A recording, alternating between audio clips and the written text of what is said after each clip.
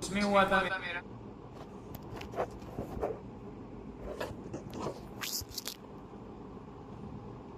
cada uno de los que estamos y nada, creo que vamos a mostrar una muy buena cámara. RB Zest, then get rid of Stacks.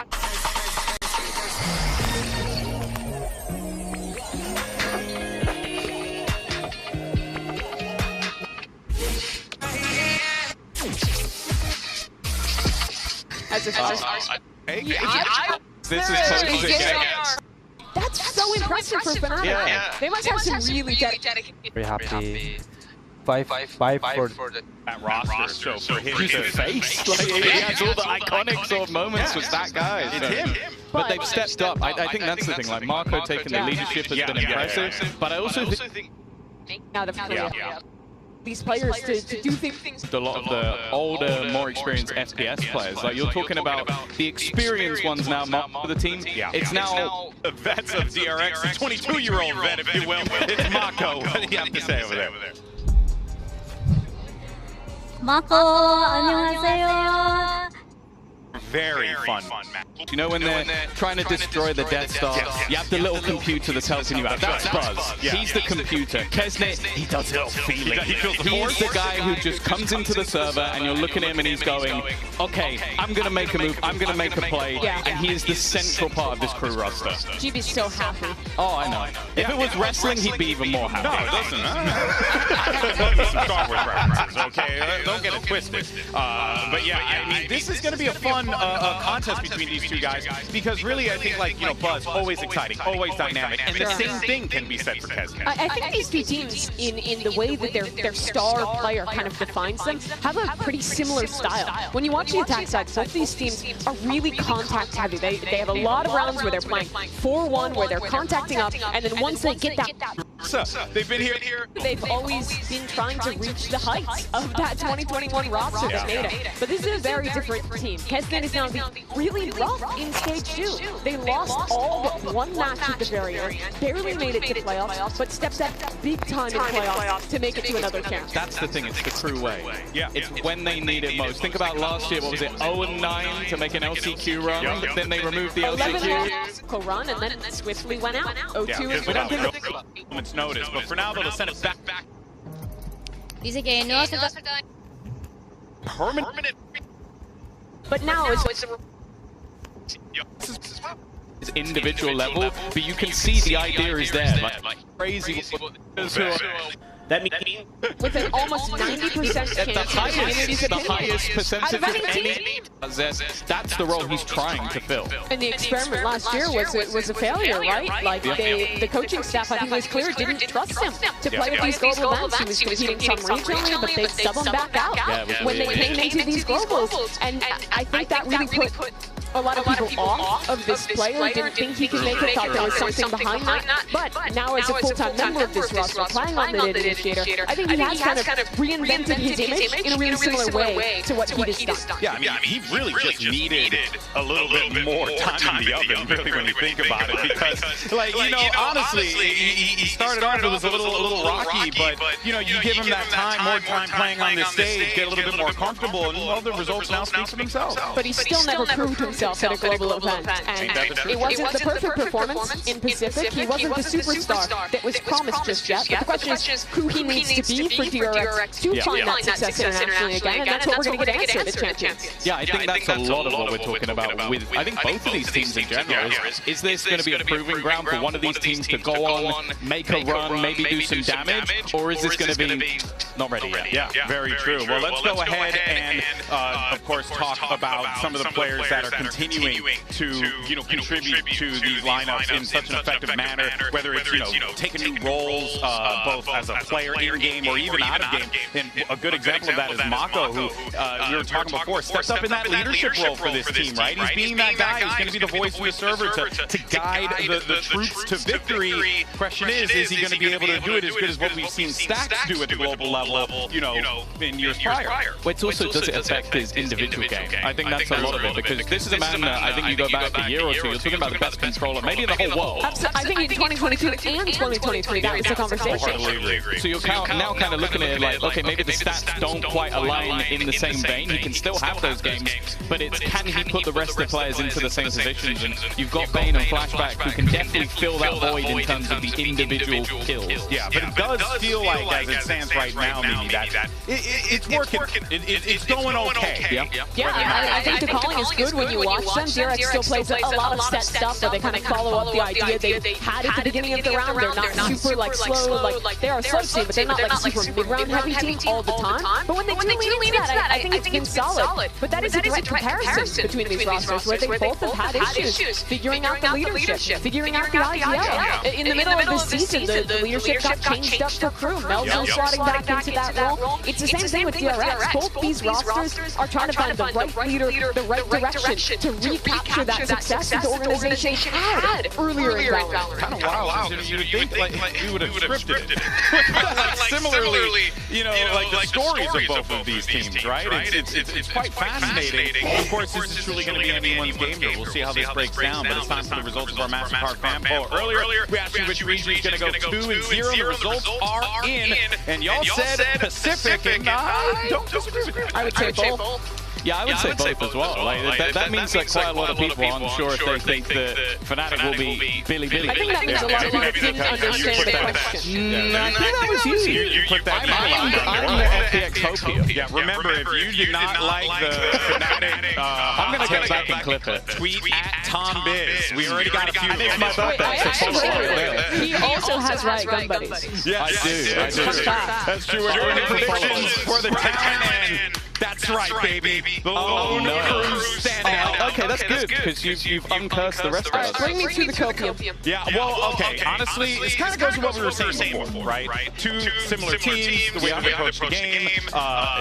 I just think that if Kesmet has a performance like we've seen in America as a few of these games, it could be a problem, and DRX might not be ready to shut that down. That's the contingency. That's the croupium for me. I'm okay with Kesnet Hopium. Honestly, I'm okay with that. At his peak, he can be the best player in any server. And I think there's still potential for DRX to not be able to show what they did regionally at a global event now. It is really, I think, an expectation reset where they are now kind of an unproven roster with 3 new players coming. Do you know what the biggest change I'm interested though is we've seen recently that Termi has stopped wearing a suit. No way. And I want to, yeah, he's been wearing like the proper like jackets and everything, the merch. I want to see if like when he comes out in a moment, does the suit come back to champion? Do you think they're more or less likely to win if he wears the suit? Maybe less, honestly. They've been frying since he stopped wearing the suit. That's true. I mean, they almost won Pacific, reverse swept Paper Rex. They looked good. It could be the suit. Folks, well, here we go. Let's get this show started, shall we? Got DRX versus Crew Visa, Fnatic versus Billy Gaming. Day 2 of Champion Soul is going to start right now.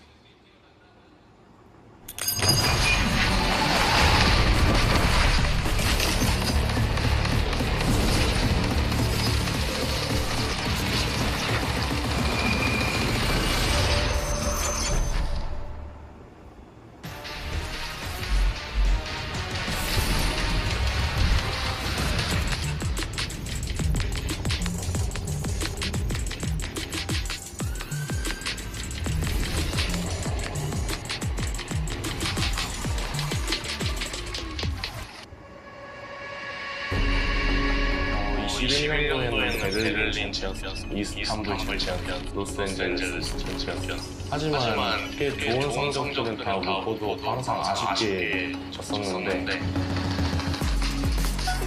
이번 챔피언 구성으로 한국에서 하는 거 저희한테는 진짜 거의 마지막 기회다. Yo creo que es mantener y confiar y tener siempre resiliencia, nunca dejarse caer. Creo que lo más fuerte de RR es su juego en equipo, sus rotaciones, que todo lo que hacen es con un sentido de conjunto. Es como un equipo que saben qué hacer en cada momento. 프로랑 저희랑 이제 오래된 팀이고 경쟁도 엄청 많이 나간 팀인데 아직까지도 못 만났잖아요. 근데 이번에 만나는 만큼 누가 더 이제 강한지 좀 알아보고 싶은 것 같고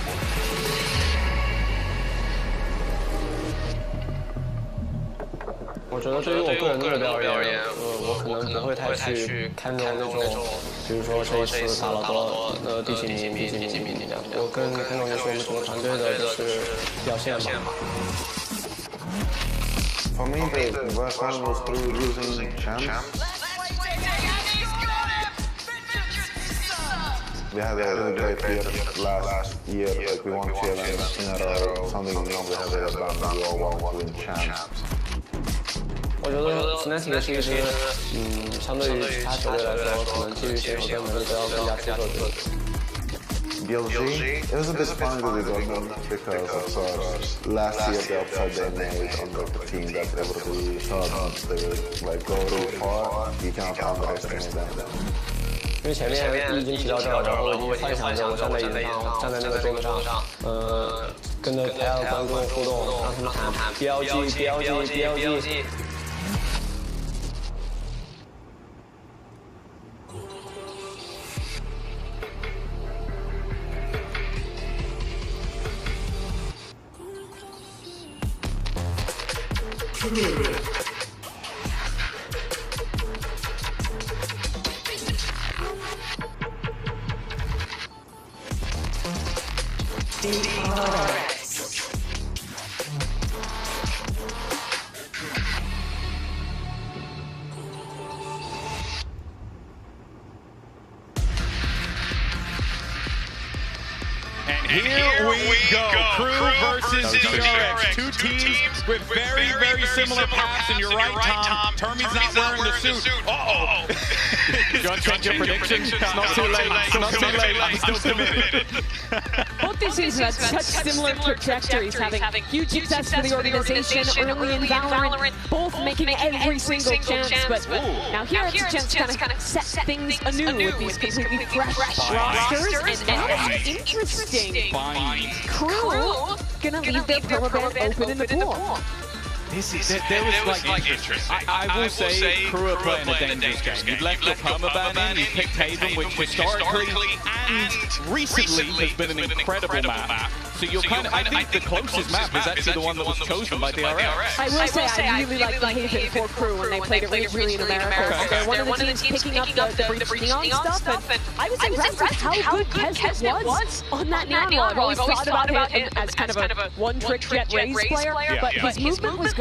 I think a lot of the set stuff they had planned as well were really on point, so excited to see how that matches up against this DRX squad. And here's your agent select here. You're going to get that neon breach yet again. DRX not really going to do that much different either.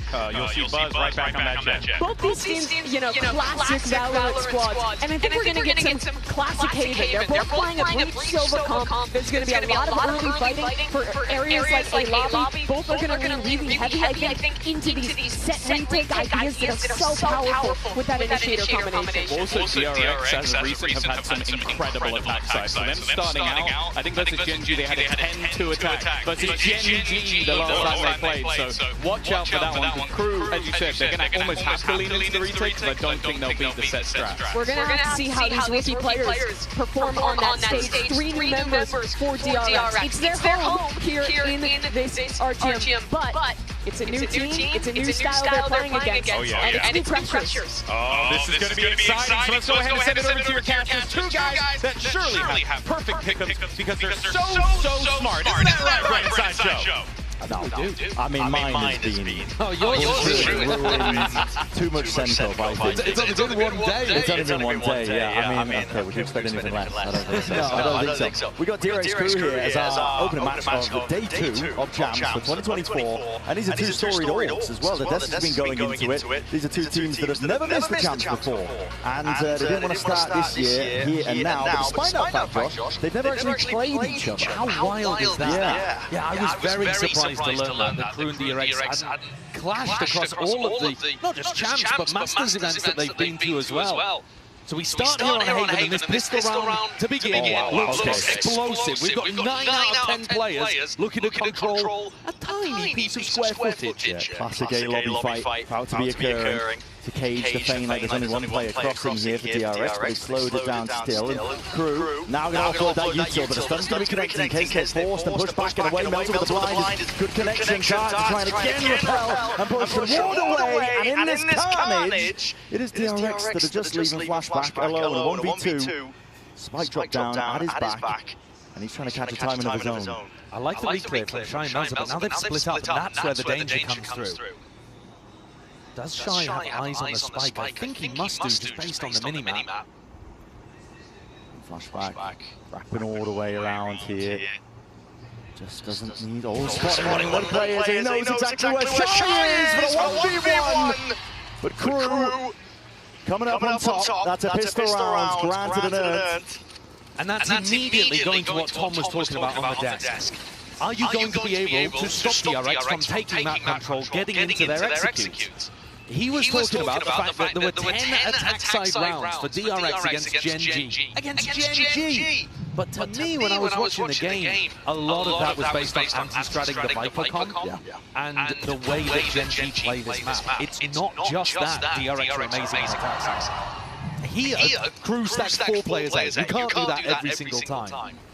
And in this follow-up, they've only got 2 there, Kesnet, MTA. So mixing that up and trying to find the right timings to contest DRX is going to be super important. And Mouse is dodging most of his util coming his way as well, with Bulldog in hand, Flash.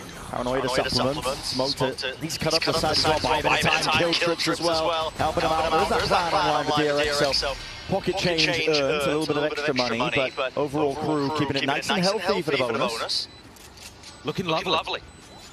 Bringing up bonus round stats again, because of course, you know, your boy's nerdy. Yeah, you've been digging. I have. But one of the reasons why I was digging into this game was that Crew have the lowest bonus round win rate out of all of the teams from EMEA, Pacific, and Americas.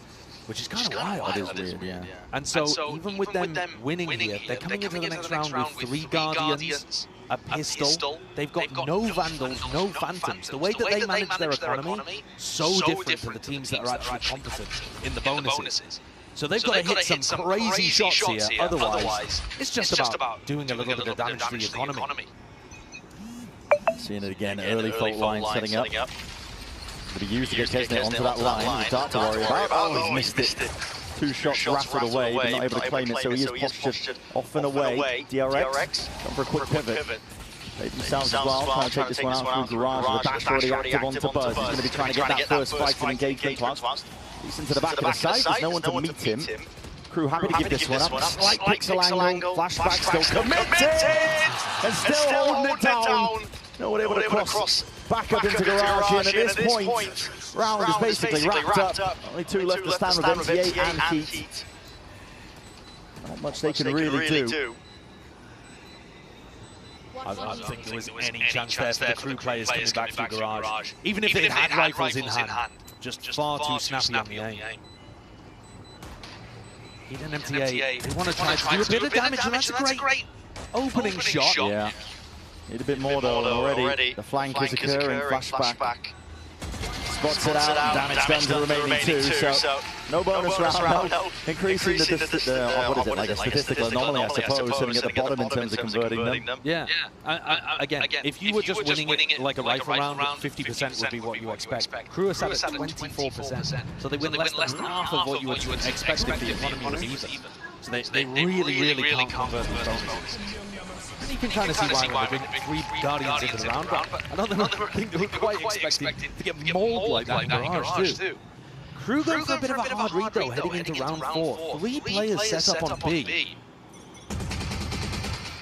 Yeah, heavy expectation, especially with Heat's position tucked into the back of the side.